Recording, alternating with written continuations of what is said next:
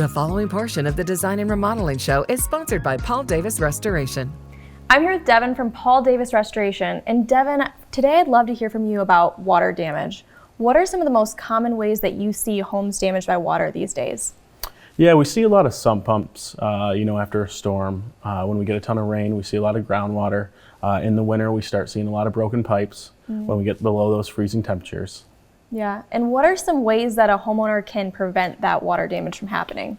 Well, yeah, you want to make sure your gutters are clean. You want to make sure you rake the leaks away because they hold a lot of moisture. You want to check your sump pump yearly. It's recommended to be replaced every 5 years, but it's always good to check, especially when you know we have a big rainstorm coming in. Yeah. You want to pay attention to all those things.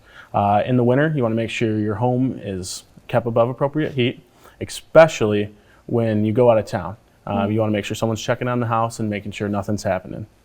Yeah, and then what should a homeowner keep in mind when it comes to water damage?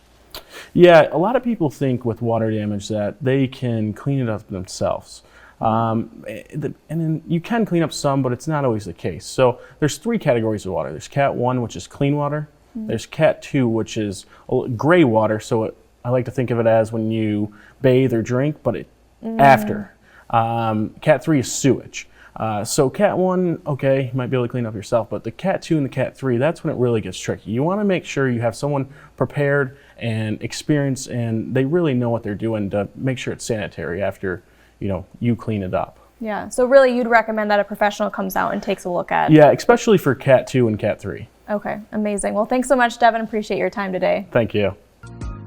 The preceding portion of the Design and Remodeling Show was sponsored by Paul Davis Restoration.